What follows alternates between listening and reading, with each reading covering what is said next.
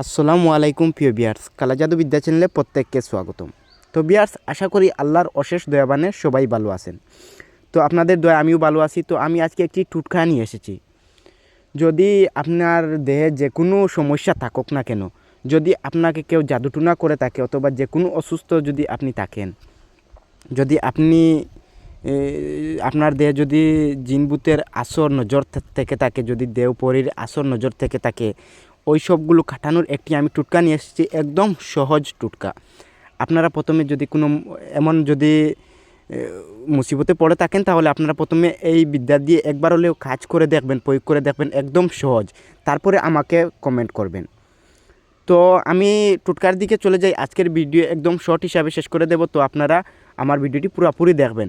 তো আপনারা ওই কাজটি করতে হলে প্রথমে আপনারা যদি আপনার দেহে আপনি বুঝতে হবে যেন যদি কেউ জাদুটুনা ক্রিয়া করে থাকে অথবা কোনো জিন পরীর আসর যদি থাকে অথবা যে কোনো দেব দানবের যদি নজর দৃষ্টি থেকে থাকে, যদি আসর লেগে যায়, তাহলে যদি আপনারা যদি চান চিকিৎসা করতে পারেন, যদি চান একদম কাটান করে দিতে পারেন।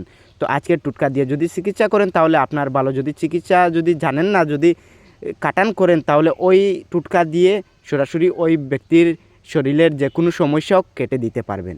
যে কোনো জিনভূতের হোক অথবা যে কোনো মানুষ দোষ হোক আপনারা কেটে দিতে পারেন। তো আমি টুটকার দিকে চলে যাই। তো কী লাগবে, আপনারা প্রথমে একটি পারো জোগাড় করে নেবেন। আপনি যে কোনো জায়গায় তো পারো থাকে, তো আপনারা পারো একটি সংগ্রহ করে নেবেন। তারপরে ওই পারোটি আপনারা শুক্রবার দিন দেখে জবাই করবেন। শুক্রবার দিন দেখে জবাই করে ওই পারোটির রক্ত নিয়ে নেবেন একটি বাটিতে অথবা যে কোনো প্লেটে নিয়ে নেবেন ওই পারোটির রক্ত। তারপরে আপনারা শুক্রবার দিন কাজটি করতে হবে। শুক্রবার দিন জবাই করে ওই রক্তটি পারোর যে কোনো বাটিতে নিয়ে নিলেন। তারপরে যেই রুগী তাকে নিয়ে আসবেন। তারপরে পশ্চিম মুখামুখ করে ওই রুগীকে আপনি পূর্ব দিকে আপনার মুখ যেন থাকে, আর ওই ব্যক্তির মুখ পশ্চিম দিকে হইতে হবে। তারপরে আপনারা ওই ব্যক্তির 10টি আঙ্গুলে ওই পারোটির রক্ত লাগিয়ে দেবেন। 10টি আঙ্গুলে আপনারা ওই পারোটির রক্ত লাগিয়ে নেবেন। তারপরে আপনারা একটি বাটি নিয়ে নেবেন। তারপরে ওই রক্ত লাগানোর পরে আপনারা ওই রক্তটি শুকতে দেবেন, ওই আঙ্গুলে যেন রক্তটি পুরোপুরি শুকিয়ে যায়। তারপরে আপনারা পানি দিয়ে ওই রক্ত ধুইয়ে নেবেন। 5-10 মিনিট রেখে তারপরে পানি দিয়ে ধুইয়ে নেবেন রক্তটি। তারপরে আপনারা চৌরাস্তায় যাবেন, যেই জায়গায় চৌরাস্তা থাকে, চৌরাস্তার মাঝখানে ওই রক্ত আর পানি ছিটিয়ে নেবেন। আপনারা শুনতে একদম সহজ মনে হয়, আপনারা কাজ করে দেখবেন। প্রথমে যাকে দিয়েছি আমি ফল পেয়েছি ইনশাল্লাহ, আপনারা কাজ করে দেখবেন প্রথমে, তারপরে কমেন্ট করবেন। আপনারা শুনছেন একদম সহজভাবে। আপনারা একটি পারো সংগ্রহ করে নেবেন, ওই পারোটির রক্ত শুক্রবার দিন জবাই করে রক্ত নিয়ে নেবেন।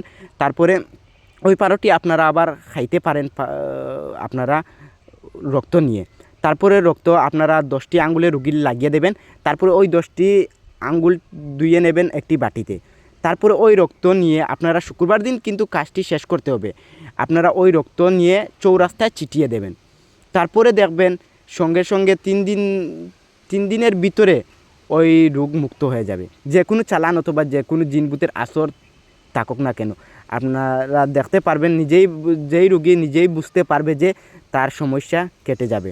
তো আপনারা দিলে ইমান বিশ্বাস রেখে একবার হলেও ওই বিদ্যা দিয়ে কাজ করে দেখতে পারেন। যে কোনো চালান হোক অথবা জিনভূতের আসর দৃষ্টি যে কোনো পরীর যদি নজর থাকে, তাহলে আপনারা করে দেখবেন। তারপরে আমাকে কমেন্ট করবেন। তো সবাই ভালো থাকবেন। আমার ভিডিওটি পুরোপুরি দেখার জন্য ধন্যবাদ। তো আজকের জন্য এইটুকু ভিডিও এখানে রইল। তো আমি ভিডিও এখানেই বন্ধ করলাম।